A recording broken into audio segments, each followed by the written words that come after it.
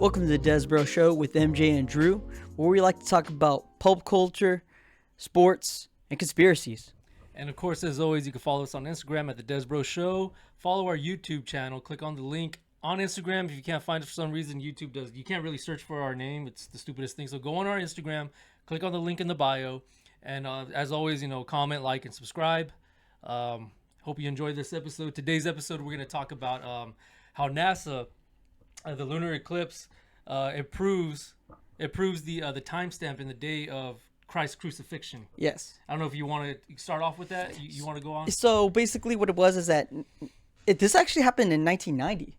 Oh, I didn't know that. Yes, this actually happened in 1990. And what happened was they looked through I guess they discovered this in 1990, but sometimes you have to give it more time or you take a pause, but they look back into it and yes, from what is going, they saw where historical lunar eclipses happen through history. And then, of course, they go by the science saying, okay, there was a lunar eclipse here, there's a lunar eclipse here. And going further and further down the road, yes, there was a lunar eclipse, historically accurate, when Jesus passed. Yeah, well, I mean, in the Bible, Acts 2:20, it mentions about the blood moon, right? The lunar cycle and everything. That the sky turned red. The sky turned red, yeah. Yes. The moon or whatever turned red. The sky turned red during the Christ crucifixion. Yes. So NASA went, like you were just saying, basically, I'm just repeating what you're saying. NASA went through and found that day literally proved that the sky was red. Yes. So, and of course, what did they do? They used the Bible first as historical, not, I guess you could say as a theory, to start the scientific theory that, yes, let's see if the history is right. Let's see if it's recorded. And yes, going down the past, going through that, they did find there was a blood moon. So if you could think about it, that is very astronomical, especially like for people who were non-believers, seeing that, yes, that is historical accurate, sprung up more believers. Historical accuracy of what impact Jesus had around the world. Another thing, though, that scientists are still trying to figure out is if the 3-hour eclipse is real.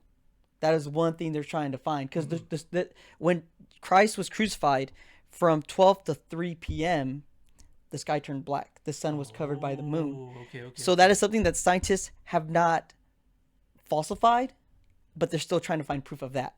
So they did find proof of one thing. They found proof that, yes, there was a blood moon, and Christ was, after Christ's passing, there was a blood moon, but they're still trying to look further down the road. Yeah, and they timestamped that. I have on my notes right here, on April 3rd, 33 AD. Yes. After death, right? Yes. Yeah, so I don't know. I just find that story very interesting, and anybody out there could do more research on this.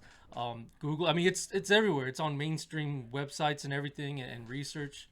Give it a Google and look it up. It's pretty amazing. It's pretty amazing that NASA. This is coming straight from NASA. Yeah.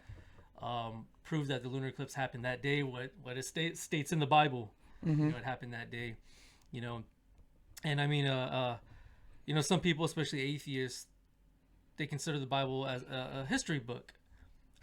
Or maybe atheists say it's more falsified, right, or whatever. Yes, but some people could use it as a history, because I mean, if you use it as a history book, dude, it's facts. Yes, those are facts in the pages. Well, like in one of the number one places, Sodom and Gomorrah, they are depictions of areas that were cities completely destroyed and dismantled, and there's so much variety showing that, yes, this is the area where Sodom and Gomorrah were. Like some of the mountains have geographically, salt on them. yes. Yeah, they have salt on them, or they have there's the pillar of salt that's in between Yep. the cities. Yep. It's like right there, so that's what a lot of historical accuracy shows. The same thing with the flood, with the Noah's Ark and all that. Other cultures around the world, other civilizations reported a flood. They all talk about a flood. The Chinese, the Arabs, the Indians, the Egyptians. There was a flood. Yep. There was a cataclysmal event. Even Norse mythology talks about a flood. See that? So it happened. I mean, this is real, man. This is history. This is our faith, and it's real. Everybody, do your research, and just go down the rabbit hole, and hopefully y'all find Christ.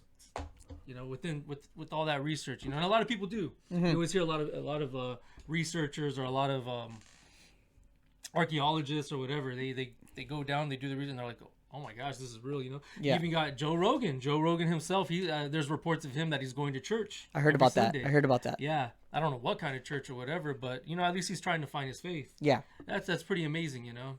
I find that very amazing and wonderful at the same, you know, all in the same time. So, but I think that's all we have for this quick video. Yeah, it was just a quick video about the blood moon and about how it's accurate. It's 100% accurate, and NASA found the accuracy. So it's there. All right. See you next video. See you next time.